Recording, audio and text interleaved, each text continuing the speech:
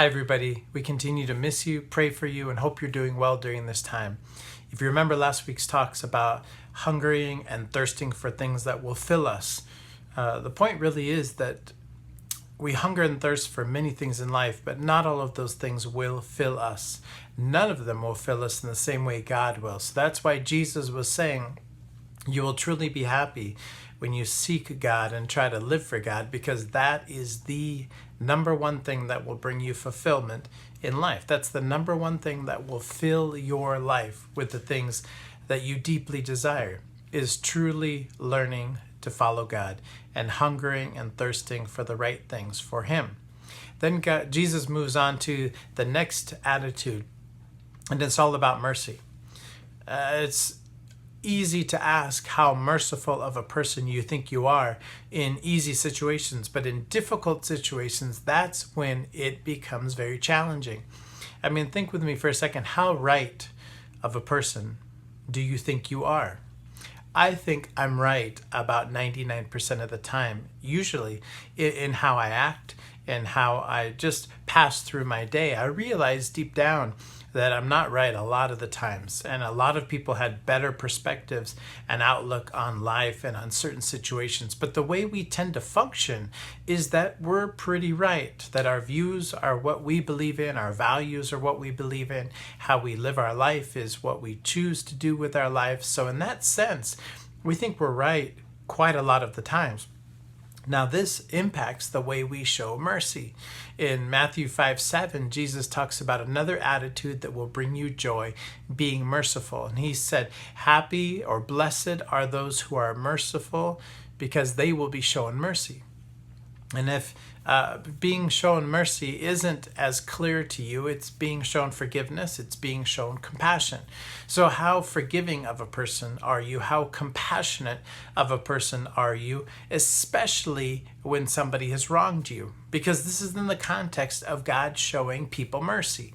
So we have to understand that the context is people not doing what God has said or what He wants, but Him still being merciful. And so that's why Jesus says, blessed are those who show mercy, because they begin to connect with an understanding of what God goes through when He shows mercy, even when the people don't deserve it. In Matthew chapter 9, Jesus says that He desires mercy, not sacrifice. And this is linked to the Old Testament, which basically means in the Old Testament, so many of the rituals and rules were done to try to bring people closer to God, or so they thought. But in so many ways, they were done to help people see that you would never be done if you went through these rules.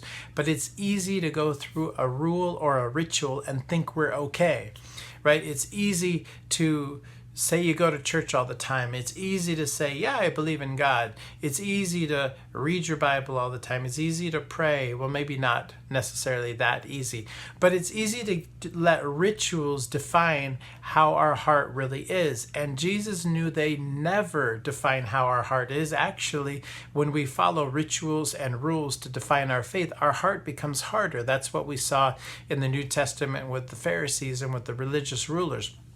That our heart, during difficult times, whatever comes out, that truly defines who we are. And that defines what our faith is like. And that's why in this verse, in these Beatitudes, Jesus brings up the idea of mercy. Because if we could show mercy during times of difficulty, during times of pain, during times of injustice, we actually are identifying with the heart of God, who shows mercy. That's why Jesus says you would be joyful, you would be happy if you learn to show mercy, because you will get to experience the mercy of God. And I think the core, the heart of it is, if we can show mercy in the midst of pain, in the midst of injustice, in the midst of things that are not fair, we are not allowing those things to bring us down, that we're not allowing those things to conquer us and allow fear to override us or pain to override us, but we're allowing God's heart to override us. And God's heart will always be a heart of mercy. And Jesus says, be merciful, go and show mercy. And the way that you get to experience God's mercy is by showing mercy. So the question really comes down to, Who can we show mercy to today? And what are new ways we could be showing mercy to others around us? Because the way that we interact with God is going to directly impact the way we interact with people. So I hope that we could wrestle with this thought that true happiness lies in how we treat God and how we treat others. And one of the core aspects of how we treat God and treat others and understand God's heart is this point of being merciful, of forgiving and being compassionate, even if somebody doesn't deserve it. God bless.